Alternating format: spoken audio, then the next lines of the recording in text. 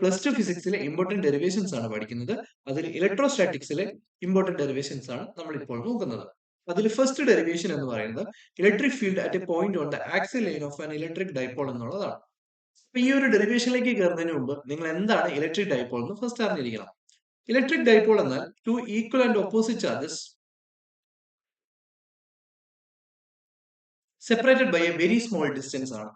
That means നമ്മളിപ്പോ ഇവിടെ ഒരു രണ്ട് ചാർജുകൾ എടുത്തിരിക്കുന്നു, ലൈക്ക് -2 മൈക്രോ കുളോമും +2 മൈക്രോ കുളോമും ഒരു സെന്ററിൽ നിന്ന് ഈക്വൽ ഡിസ്റ്റൻസിൽ വെച്ചിരിക്കുകയാണെങ്കിൽ ഈ ഡിസ്റ്റൻസ് എന്ന് പറയുന്നത് വെരി ഷോർട്ട് ഡിസ്റ്റൻസ് ആയിരിക്കും.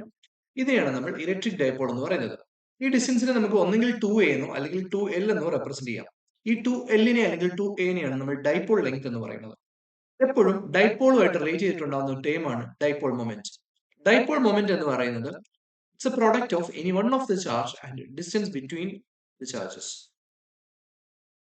സോ ഡൈപോളുമായിട്ട് റിലേറ്റ് ചെയ്ത് നിങ്ങൾ പഠിച്ചിട്ടുള്ള അല്ലെങ്കിൽ ചാർജായിട്ട് റിലേറ്റ് ചെയ്തിട്ട് നിങ്ങൾ ഇലക്ട്രിക് ഫീൽഡ് പഠിച്ചിട്ടുണ്ട്. ഇലക്ട്രിക് ഫീൽഡിന്റെ ഡയറക്ഷൻ എപ്പോഴും +q നിന്ന് -q എന്നാൽ ഡൈപോൾ മൊമെന്റിന്റെ ഡയറക്ഷൻ മൈനസിൽ നിന്നും പ്ലസിലേക്കായിരിക്കും. ഇതിന്റെ യൂണിറ്റ് നിങ്ങൾക്ക് ഇവിടെ 2aq എന്ന് എഴുതാൻ പറ്റും.